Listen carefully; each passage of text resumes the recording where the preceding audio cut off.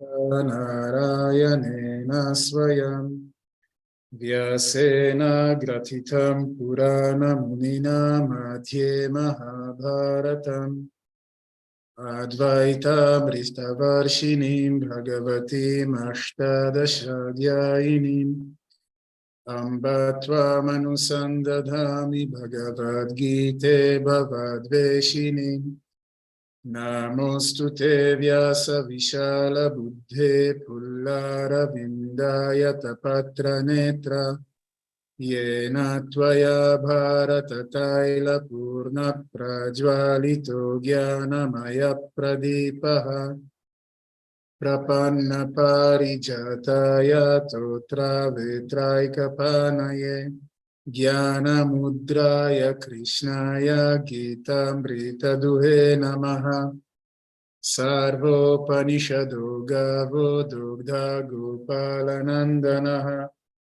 Partho Vatsa Sudhir Bhokta Dugdham Gitamritam Mahat Vasudeva Sutam Devam Kamsa Chanuramardanam Devaki Paramanandam Krishnam Vande Jagadguru Bhishma Drona Tata Jayatra Tajala Gandhara Nilotpala Shalya Gravati Kripena Vahani Karnena Velakula Ashwathama Vikarna Gora Makara Duryodhana Vartini Sotirna Kalupanda Vairanadik Kaivartaka Keshavaha Parasharya Vachasaroja Mamalam Gitartha Gandhotkatam Nanakyanaka Kesaram Harikatha Sambodhana Bodhitam Loke Sajjana Shatpadaira Haraha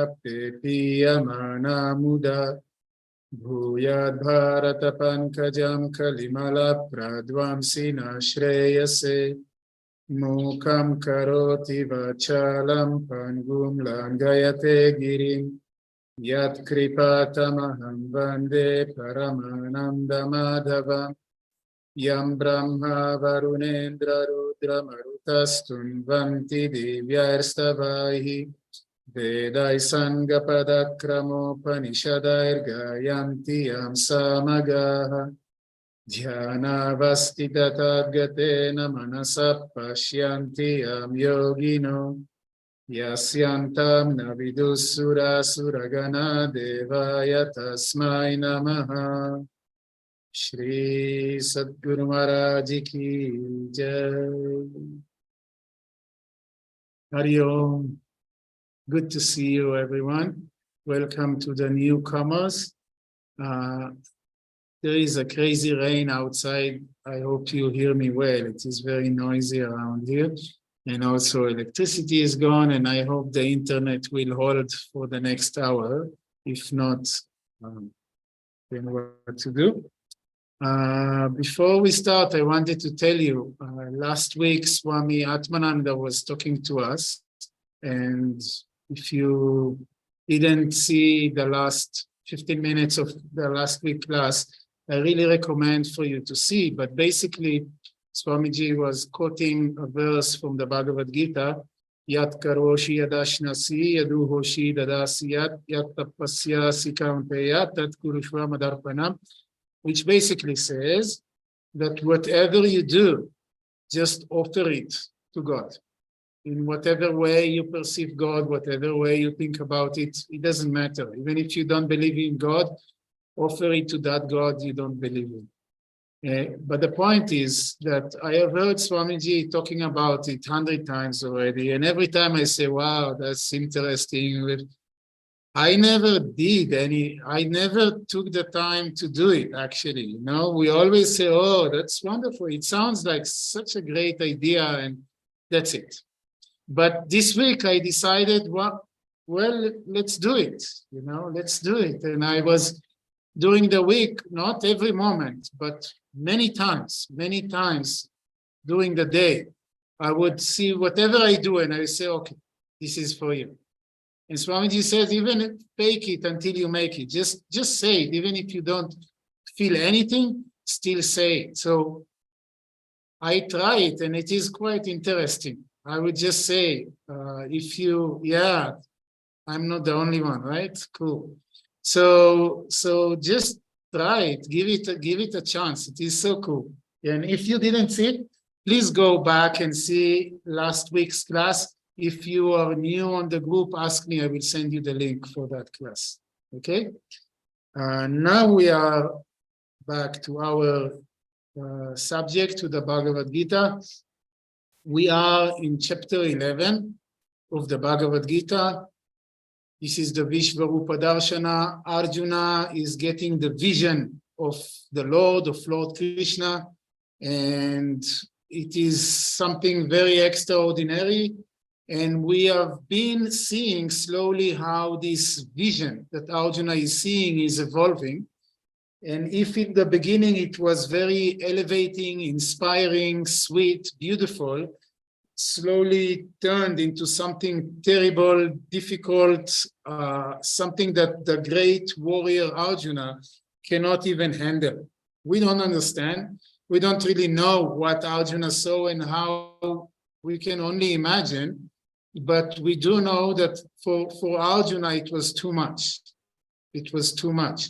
And now we are getting to the point. We are in chapter 11, verse number 39. This is where we reached last time. And it is kind of the last part in which Arjuna is simply praising Krishna. He's just in such an awe. He's so inspired by what he sees, even though it is difficult for him. He is kind of expressing his amazement. Okay, so this is in verse number 39. I will chant it first, and then we will try to explain.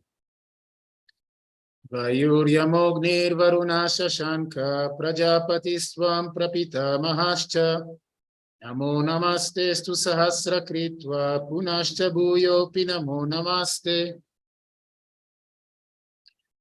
Vayuhu yamaha agnihi varuna shashankaha prajapatihi tvam prapita mahascha. So here is just names.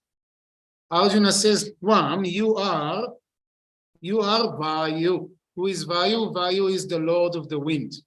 Now, normally when we see names, I just go off and start talking about this name and explain all the history and everything, but actually all these names we already did in chapter 10 mostly and in other places, so I will not go into it again. I will just say that Vayu is the god of wind. Okay, Vayu is the god of wind, and maybe I will say very briefly that the idea of the god of wind, the god of the water, the god of fire, and all this is that the different forces of nature represents different aspects of the divinity. It is not that in Hinduism they believe that there are many gods, that they are sitting in heaven and they are governing the world in a very simplistic way. It is more like the idea that everything within our reality is some manifestation of the divine. And the forces of nature represents forces of the divine. So the wind represents movement, represents power and strength, because the wind is so powerful, even though it is, you cannot hold it, you cannot touch it, it doesn't have any weight, still it is so powerful.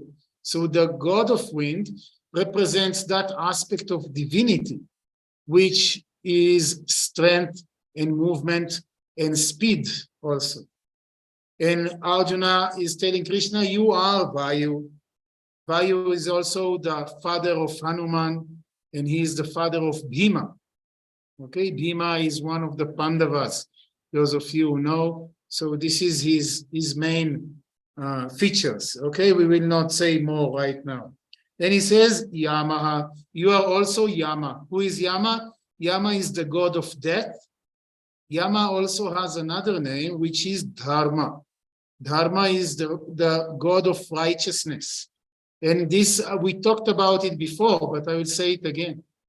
It is very interesting that in the Hindu tradition, the God that is in charge of death is also the God of righteousness.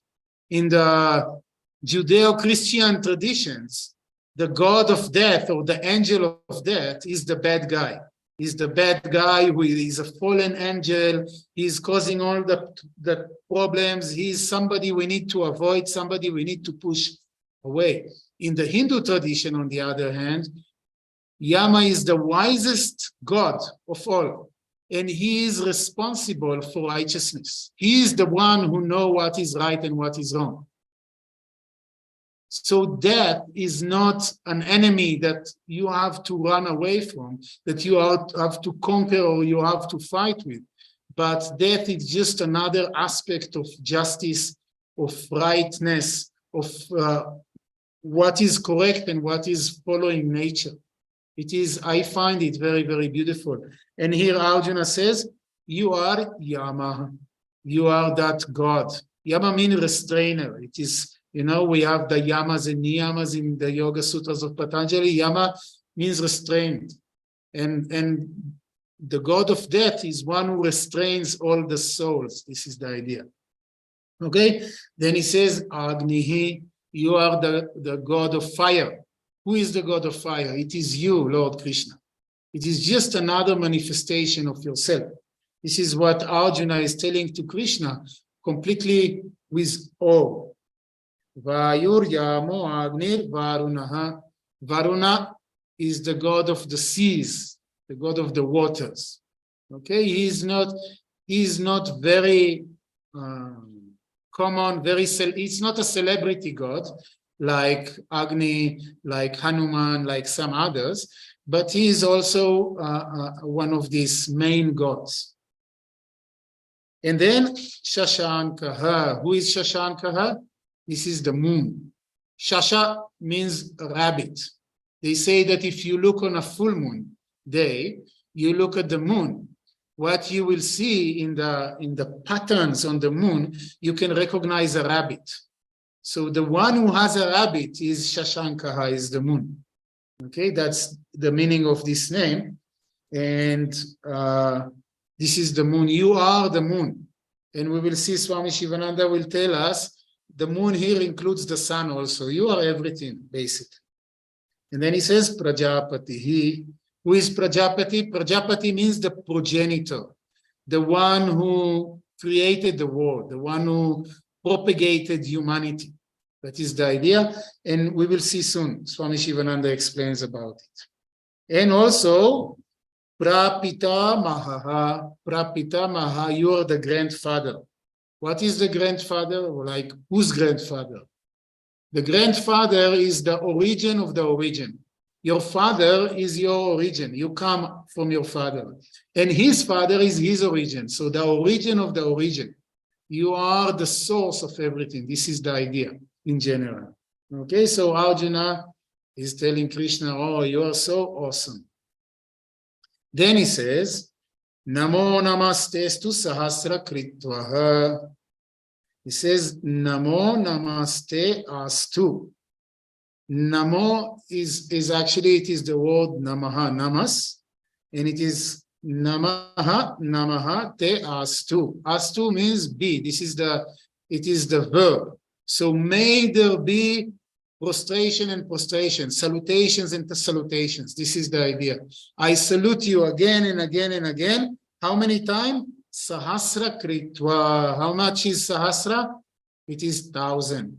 You know the Sahasrara chakra, for example, the 1,000-petal chakra. Sahasra means 1,000. So I'm saluting to you again and again, 1,000 times. How many is 1,000? Is many times. It's not one with 3 zeros. It is just many, many, many times. That's the idea. Namascha bhuyaha api. Namo namaste. And even then, after prostrating to you so many times, I prostrate once more. Again, like Arjuna is like, wow, Krishna, unbelievable.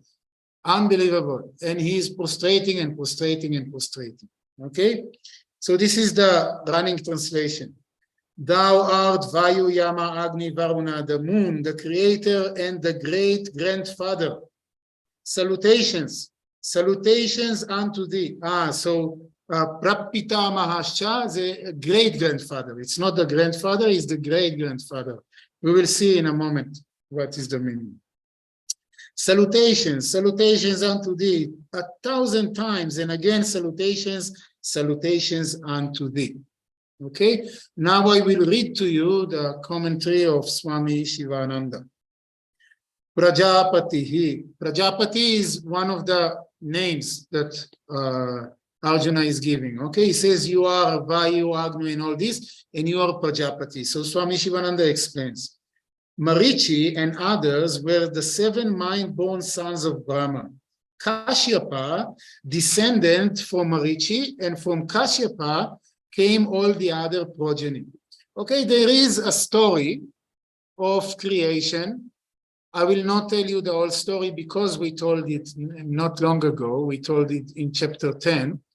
But the idea, there is a story of creation, how Lord Brahma found itself on a lotus that came from the navel of Lord Vishnu, and he found out that he needs to propagate the world, and out of his mind 7 children came. They are called the Sapta Rishis. They are 7 rishis, the 7 sages, but also they are called Prajapatis. Prajapati means progenitor, someone who is responsible to generate or populate humanity. That's the idea, because Brahma got the mission to create the world and to propagate humanity. So before he made these 7 guys, he made 4 guys. And these are called the 4 Kumaras. And he told them, my sons, I want you to take over this work and just propagate the world. But they were not interested. They wanted to meditate, so they ran away. They went to Dakshinamurti and they studied from him. So he had to do something else. He created these 7 rishis. These 7 rishis are called also Prajapatis. And one of them, or the first one of them, is called Marichi. And Marichi had a son. The son was named Kashyapa. And Marichi told to Kashyapa, okay, please go and propagate the world, create humanity. And from Kashyapa, everybody came. So Kashyapa in this sense is like Adam and Eve for us. Even though in other stories there is Manu, which is the first person, but it is like that in Hinduism. There are many creation stories. It is not history. Okay, you know, when religious people read the Bible, they read it as a history book. But in Hinduism, you cannot do it because it is, there are so many stories of creation. It is talking about principles. It is teachings. It is not a history book. So it's not like if you have a time machine and you will go back enough, you will be able to find out these Saptarishis. I don't think so.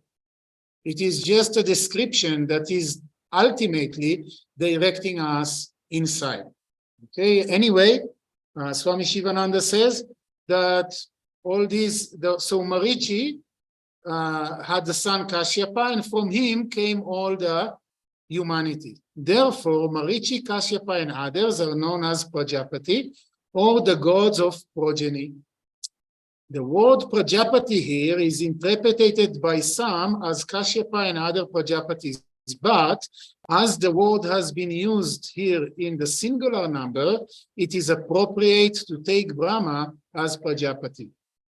It's not a very important saying, but basically what Swami Shivananda says, that normally Prajapati, the word Prajapati, which Arjuna is using, refers to these 7 rishis and Kashyapa and all these people. But here, because it is used in a singular form, you know, in Sanskrit, there is singular, dual, and plural. So here it is used in a singular form. It is referred to their own father, which is Lord Brahma. Okay? Brahma is the grandfather of Kashyapa. That's why, okay, so he was saying, Arjuna, after was saying you are Prajapati, he was saying you are the great grandfather, right? So we have Kashyapa is a progenitor. His father is Marichi. His father is Brahma. So Brahma is the grandfather of Kashyapa. Brahma or Hiranyagarbha is the Karya Brahman, which means the effect, and Ishvara is the Karana Brahman, the cause for Brahman. So now Swami Shivananda says, Lord Brahma, in this idea, if you remember in the last class, I was telling you that the word Brahma, the creator, and the word Brahman, the ultimate reality, come from the same noun, but it is used in masculine and neuter, respectively, right? I told you about it last class. So there is a connection between them. What is the connection between them? Brahma, the creator, is the effect of Brahman, if you want. It is, we call it the Karana Brahman. It is caused by Brahman.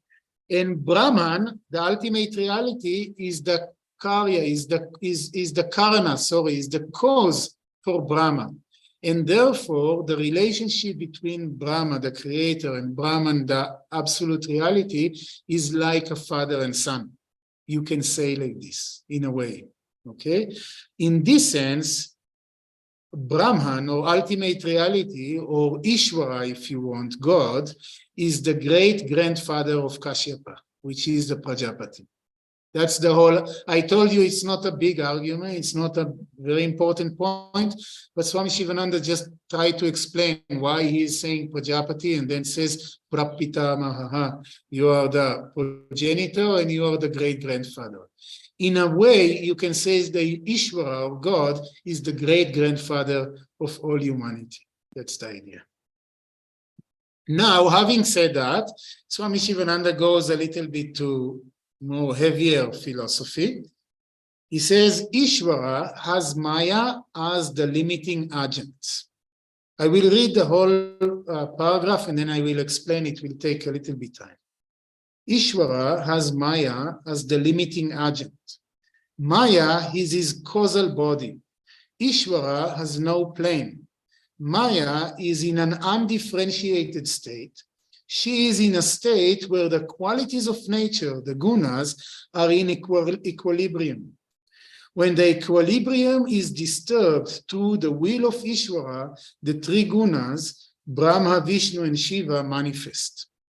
Now, I don't know why Swami Shivananda chose to bring it here, but since he did it, I'm going to try to explain. Okay, it is a little subtle discussion, and I will try to explain it in the simplest way I can, okay? It is coming from the philosophy of Advaita Vedanta, okay? And in that philosophy, ultimate reality is Brahman, okay? Brahman is that pure consciousness, which is the underlying ground of reality. It is in itself. It is without any qualities, without any manifestation. It is beyond all concept. It is one. It is undivided. And it has no description and no qualities. Okay?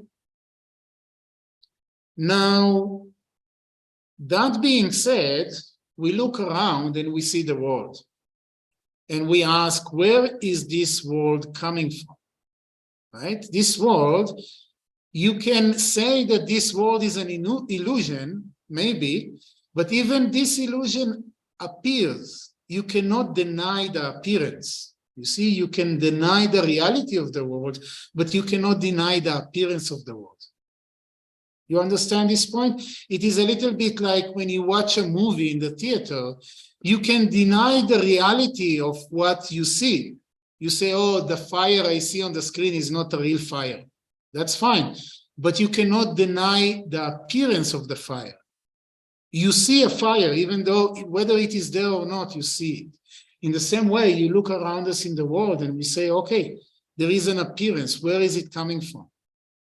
And since Vedanta is saying that the only reality, the single only reality is Brahman, then this all appearance must come from Brahman. You understand this point? All appearance, all what you see must be coming from Brahman. The point is that according to the same philosophy, Brahman cannot be a doer. It is not doing anything. Not only that, Brahman is changeless. You must say that Brahman is without any change, because anything which is changeful is first of all going to disappear. And secondly, it is not the ground of being. It is not the underlying cause for everything, because it breaks down into its own cause. You understand this point? If it breaks down to its own cause, then it is not anymore the underlying reality. So to be underlying reality, Brahman is unchanging. It is not doing anything. And then how can you say that the manifestation is coming from Brahman? You see the difficulty that we have here? On one hand, we say there is only Brahman, there is no other reality. On the other hand, we say Brahman is not doing anything, is not changing into anything in any way. So how can this manifestation appear? How can there be appearance if it is not coming from Brahman, and if there is nothing else other than Brahman? In order to solve this paradox or to solve this difficulty, they use the word Maya. Okay, Maya, they say, is a mysterious power. Maya. Ma means not, Ya means that which. That which is not is Maya. What is the idea? So, as Shankaracharya explains, Maya is something you cannot affirm and you cannot deny. You cannot affirm the existence of Maya, because if you are positively affirming its existence, it means Brahman is not the only reality. If Brahman is, if there is only Brahman, there cannot be also Maya. And if they are the same, then what's the point of saying Maya? Right? So you cannot affirm, you cannot say there is Maya. But also you cannot deny it, because you see the world. If there is no power responsible to manifestation, how can there be manifestation? And therefore, it is considered to be a mysterious power. Now, we need to give some analogies that will help us a little bit to understand it. Otherwise, it sounds like just a brain squeezing, you know, not any intelligible arguments. We started to give the analogy of the screen and the movie, right? When you sit and you watch a movie on the screen in the theater, the only reality in front of your eyes, is the screen. Is it not? Can you say that there is a screen and also there is something else? No, there is only the screen. But the lights which are projected on the screen create the appearance of all kinds of phenomena. You see fires, you see buildings, you see people, you see frogs, right? All this you see, actually it is not. So the only reality in this limited example is the screen, yet due to a mysterious power called a movie projector, which is sitting behind you, you don't see it, you see so many things, where actually there is only one thing, which is the screen. Okay? Of course, it is a limited example because the projector is completely different than the screen. But that's the limitation of this analogy. Another analogy is the dream, right? When we dream also, our mind is projecting all the dream world and creating this appearance that we call the dream. But then we wake up and we realize, what was all this? All this was my own mind. There was no, my own mind is the creator of this, if you want. The mind is like Maya, that is creating this appearance, which we call the dream. If you want to find this Maya, good luck. It is not there. You cannot find it. You cannot point it out. Another analogy, children are playing in mud. They are building a village out of mud. Houses and cars and animals and fields. They create it in the mud. Now, if you look from the point of view of mud is the only reality. Mud is like Brahman. There is nothing, it is just mud. It's not like there are houses and buildings and trees and cars. There is only mud. But the children create the appearance in the mud of something else, which they call a village. Okay, take all these analogies together and then maybe try to understand when we talk about Maya. Maya is that mysterious power. It is not different from Brahman. It is not part of Brahman. It is not even a power of Brahman. It is just that. It is the appearance. It is that which is responsible to the appearance within Brahman. I give sometimes this analogy of the album cover of Pink Floyd, The Dark Side of the Moon. I think everybody knows this cover, and if not, then find another teacher.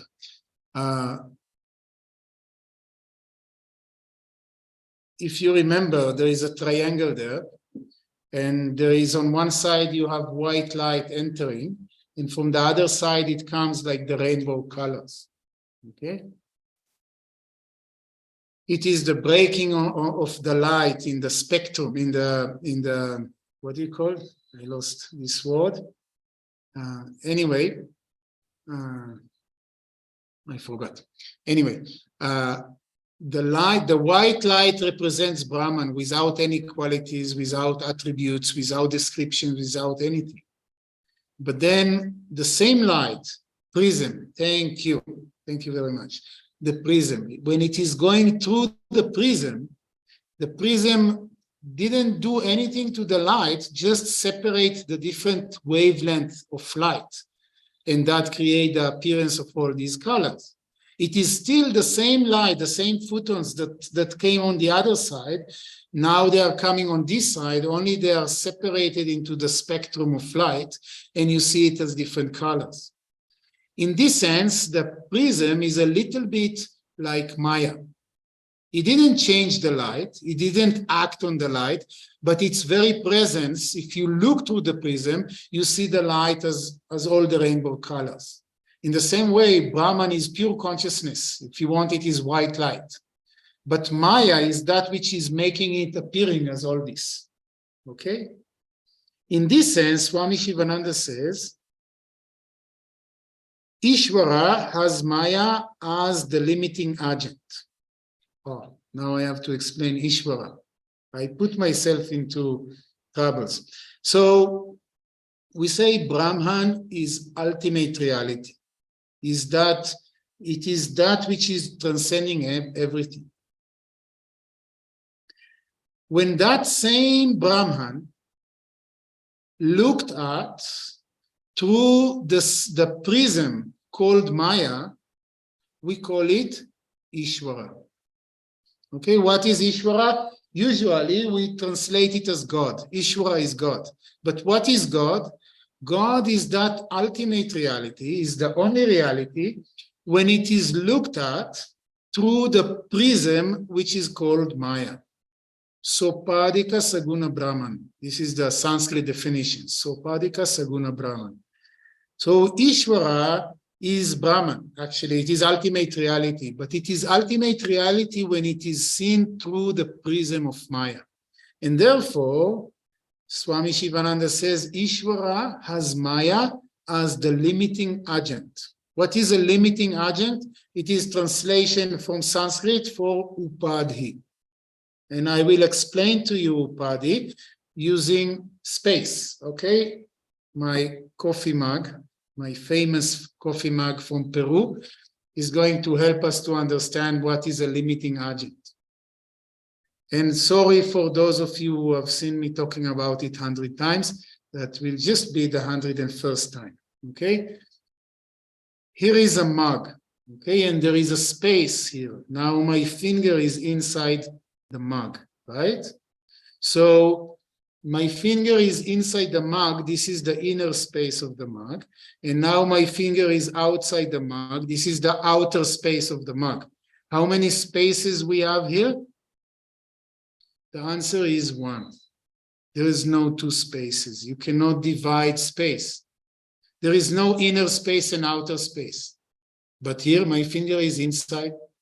How can it be inside if there is no such? The answer is, you see, when I move the cup, I didn't move space, right? Now, actually, if I break the mug, something is going to happen to space? No. Space is not affected by the mug at all. Why? Because space is a continuum. Space is 1. It is indivisible. You cannot really divide space. The mug is not dividing space. It is only creating the appearance of division in space.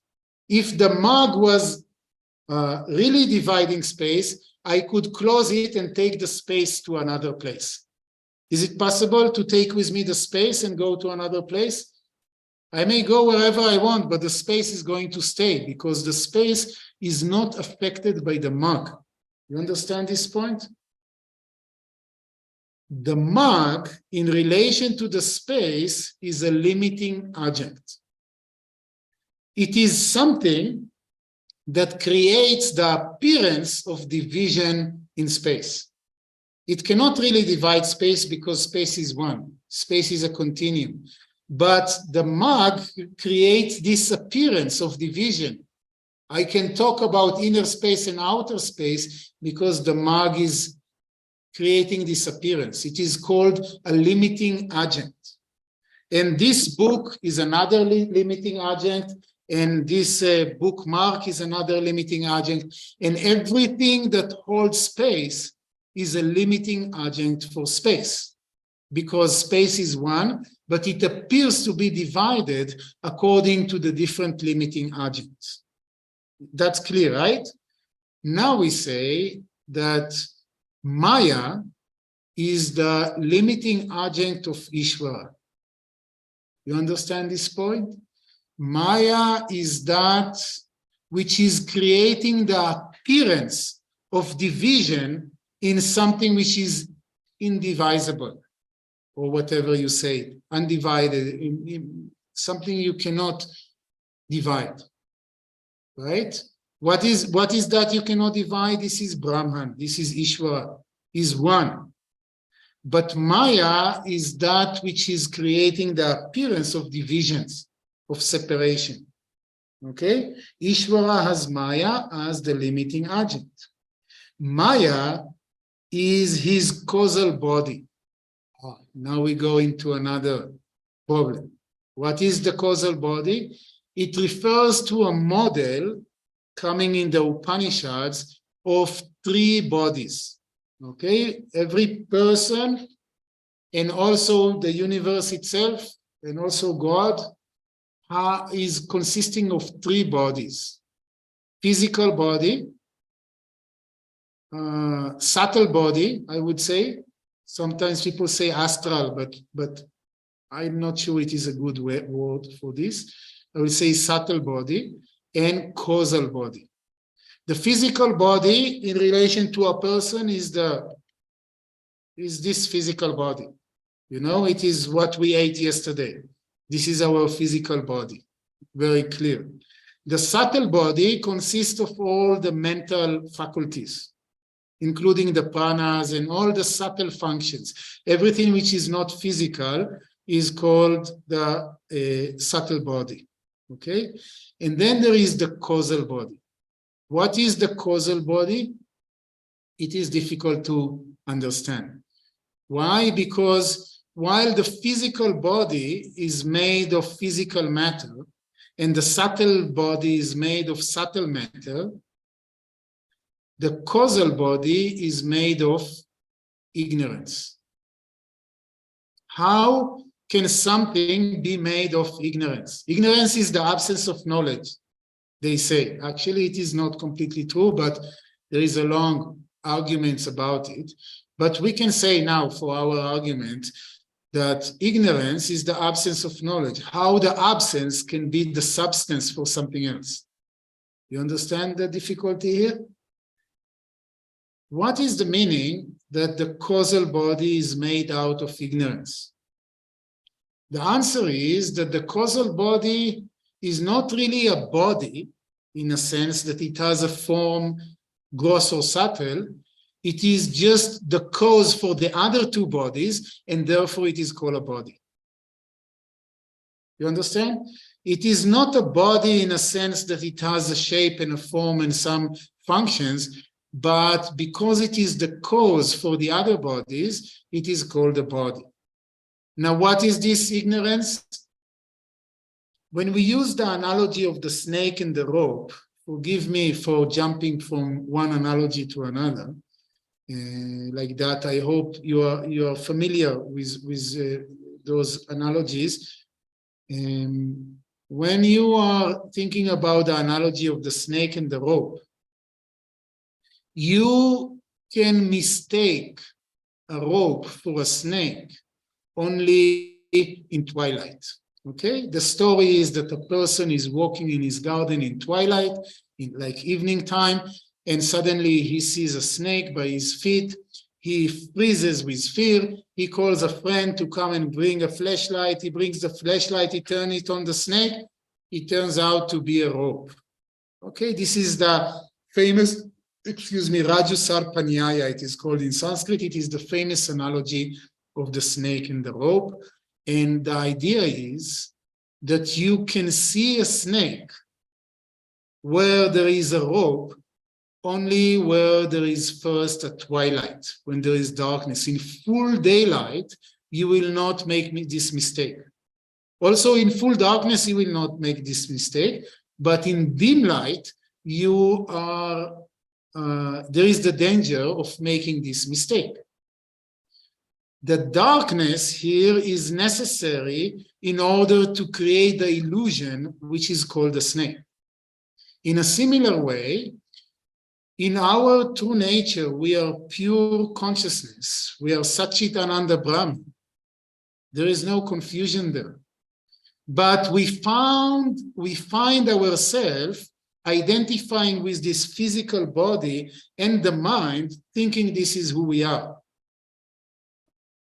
Are you with me? Due to ignorance, I identify with this physical body and the mind, thinking this is who am I. It is not who am I. I am pure consciousness. According to the scriptures, I am that pure consciousness. How can that mistaken be?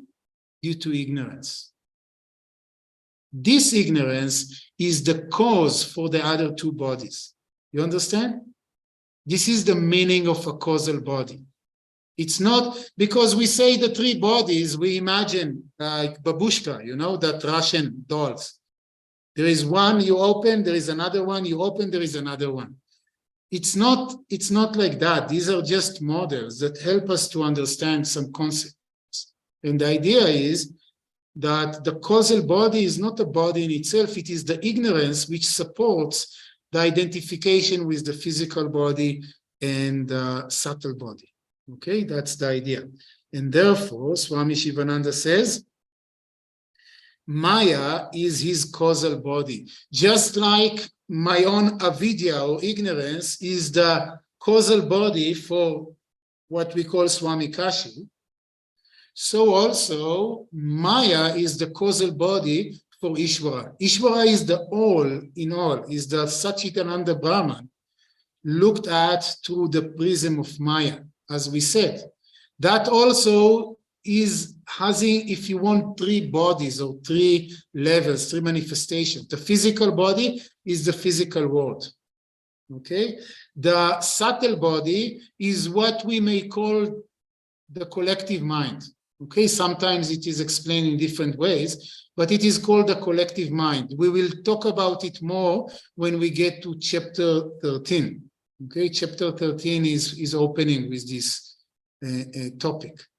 But the physical body of Ishvara is this manifested world. The subtle body of Ishvara is the collective mind or the cosmic mind. And the causal body of Ishvara is Maya. This is what Swami Shivananda says here, is the ignorance or the power of illusion, the power of manifestation, which is called Maya. Maya is his causal body. Ishvara has no plane. I'm not sure what Swami Shivananda was trying to say because he is not explaining further, but I guess that plane doesn't mean an airplane, I'm sure. Plane here means that there is no support, there is no underlying reality to Ishvara. Ishvara itself is the underlying reality. Okay? Maya is in an undifferentiated state. Okay. So we say that Maya is responsible for all these appearances. Maya is manifesting through three qualities or three principles, which are known as the three gunas. I'm sure many of you have heard about it. And if not, as soon as we get to chapter 14, until the end of the Bhagavad Gita, we will talk about it a lot. It is coming, starting from chapter a little bit 13, but from 14, 17, 14, 15, 17, and 18 are full of the three gunas. We will talk a lot about it. But for now, we will say that everything in reality is manifesting through three principles: Sattva, Rajas, and Tamas. Sattva in the manifested world is the principle of information, Rajas, energy, and Tamas, matter. We know also science is talking in these terms. Information, matter, energy. That's it. There is nothing else. Okay? So these are the three gunas. We will talk more about it when we get there. But the three gunas, they are the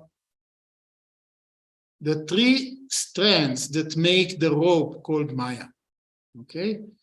Imagine that you have a rope, and the rope is made of three strands. Okay? If you separate the threads, well, I don't know. If you separate them, right? If you separate them, there is no rope. There is nothing ropey in it. It is just the three of them together. When they are twined, they are called a rope. In the same way, the three gunas together, this is what we call Maya. There is no Maya that is an old lady sitting and she is commanding the three gunas to do this and to do that. It is the three gunas is the manifestation of Maya. But the three gunas, according to this model, are in general can be in two different states. One state is a state of equilibrium. Equilibrium means that the three gunas are inactive. They are resting. They are kind of static. There is no movement. This is called pralaya. According to this cosmology, the world is going in cycles of manifestation and dissolution. During the time of dissolution, there is no manifested world. It is not there. At that time, it is said that the three gunas are in equilibrium. And then, at a certain point, you can think about the Big Bang. At a certain point, there is a disturbance in the three gunas. It's called spandana. There is a disturbance in the three gunas, and suddenly they start to move. They start to assert themselves. They start to mix up, and this is what brings about manifestation. Okay, this is the model of creation in Vedanta. It is actually borrowed from Sankhya and others, but it is basically, this is how Vedanta is looking at this creation. The three gunas are manifesting when they go out of equilibrium. And as long as they are out of equilibrium, as long as they are in movement, there is manifestation. And then after billions of years, the gunas are going back into a state of equilibrium, and this is again dissolution. And there are such cycles of creation and dissolution. This is the model. This is how it is explained. Okay? Now, Swami Shivananda says that she is in a state where the qualities of nature, the gunas, are in equilibrium. So Maya, in its purest form, is when the gunas are in equilibrium, there is no manifestation. When the equilibrium is disturbed to the will of Ishvara, the three gunas, Brahma, Vishnu, and Shiva manifest. Okay, the three gunas, Brahma, Vishnu, and Shiva manifest. Brahma represents the guna of Rajas, which is creation, movement, energy. Vishnu is the quality of Sattva. It is preservation, information, etc. And Shiva is Tamas. It is the quality of destruction. But it doesn't matter. This is the point is that this is what Maya is all about. Okay, we got all to this because we were talking about Brahma as the great-grandfather. You remember? Okay. So this is what Swami Shivananda was telling us. Now, he continues, he says, thou art the moon, alludes to and includes the sun also. You remember in our verse number 39, we were saying, Vayurna Mugnir Varuna Shashanka. You are Shashanka, you are the moon.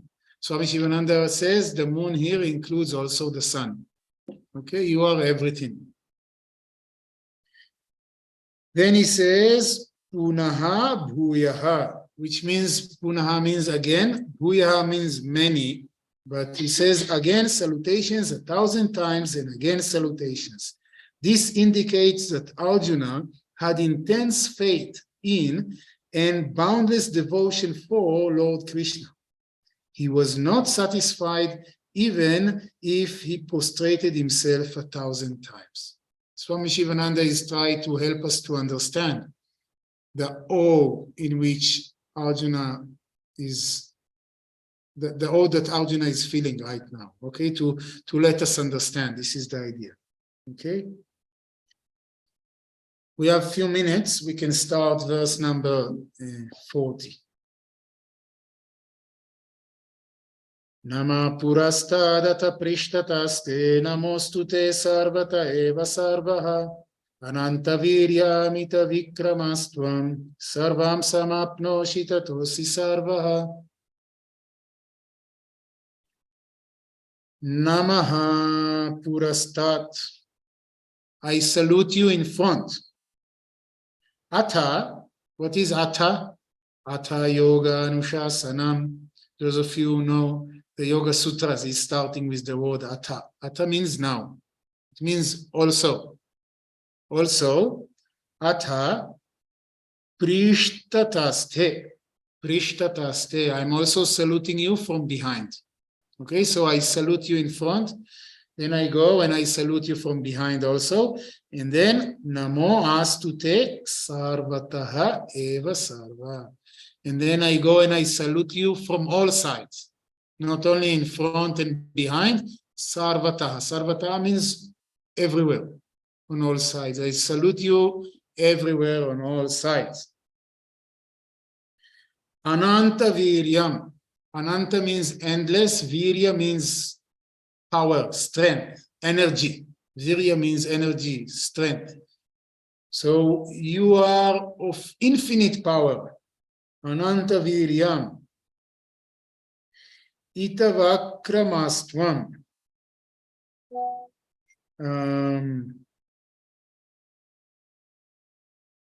Ananta Viryam. Amita Vikramaha. Amita Vikramaha means infinite in prowess. I'm not sure what is the difference between Virya and Vikramaha.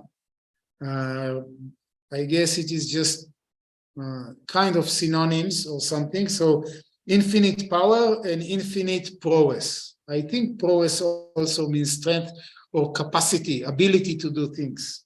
Okay? Tvam sarvam. Tvam sarvam, you are all. You are everything. Samapnoshi tataha asi sarvaha. And you pervade everything. You pervade everything. I think we talked about it in the last class. This idea of pervading doesn't mean that he enters everything. When I was a child, when I was a boy, I was thinking that everywhere I go, God is, because they told me God is everywhere. But the deeper understanding that God is everything. It is not that he is a guy who is everywhere. He has eyes and ears everywhere, and he knows everything you do. And God is everything. That is, there is nothing else. You don't want to call it God, call it nature, call it reality, call it truth. Doesn't matter. But it is everything. It is what everything is. And that's what he says, Sarvam Samapnoshi. You are all pervading. Samapnoshi Tataha Asi Sarvaha. You are everything in everything. I will read to you the running translation. Salutations to thee in front and behind. Salutations to thee on every side. O all, thou infinite power and presence, pervadest all. Wherefore thou art all. Okay, so you are everything. Okay, that's the idea. Yeah, that's the idea here. And I will read quickly what Swami Shivananda says, and then we will close the class. The words, I prostrate myself before thee, behind thee, and on every side, indicates the all-pervading nature of the Lord. Okay? How can the all-pervading self have front and back? Swami Shivananda says, if the self is everything, if God is everything, if there is nothing else, how can there be front and back? What is the idea? I prostrate before you and I prostrate to your back. There is no back, there is only one reality. Finite objects only have front and back sides. Arjuna imagined that there were front and back sides to the Lord, and so prostrated himself in his extreme faith and devotion. Swami Shivananda says it is only the imagination of Arjuna. I would imagine it is just Arjuna doesn't have better expression. That's it. I guess Arjuna understands the limitation of his expression, but he has to say something. He has to express his excitement. Now Swami Shivananda says, all, nothing exists without thee. As the self is all-pervading, he is called the all. There is nothing except the self. On every side, as thou art present everywhere or in all quarters. So Swami Shivananda here is emphasizing, don't take it in a childish way of some imaginable God. It is pure consciousness. It is ultimate reality. It is your own self. It is the only reality. There is nothing else. One may be powerful, but may not possess the courage to kill the enemies, or he may be endowed with a mild form of courage. But the Lord is infinite in courage and infinite in power. Swami Shivananda explains here the difference between Anantavirya and Avikramaha, like the difference between power and prowess. So it is, you have all the power, he has all the power and also all the courage, the ability to actually do it. Okay, so that's the end of verse number 40, and that's the end also of our class.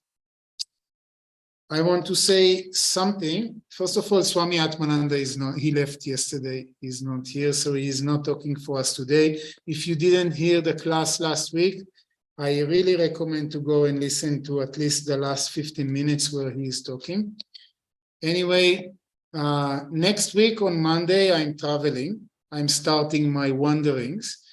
And that means that now we will have to be a little bit more flexible with the timing of the classes, because I have tons of flights in the next month to come. And many Mondays I will be on flights and I will not be. So just, I will let you know. When we don't do it on Monday, we will try to do it another time. And if you cannot show up, there will be the recordings, okay? And next Monday, I'm flying to Norway. So I think we can do a class on Tuesday. I will let you know, okay? Same time, but on Tuesday instead of Monday, okay? And yeah, I'm leaving the Himalayas after I came here in January, and now I'm starting on my wanderings, on my journey, and probably, hopefully, I will see some of you along the way. Okay, so thank you very much. We will close now. Om Asatoma Sadgamaya Tamasoma Jyotirgamaya Brityorma Britam Gamaya Om Purnamada Purnamidam Purnat Purnamudachyate Purnasya Purnamadaya Purnameva Vashishyate Om Shanti Shanti Shanti. Shri Sadguru Maharaj Ki Jai. Thank you very much. See you soon. Love you very much.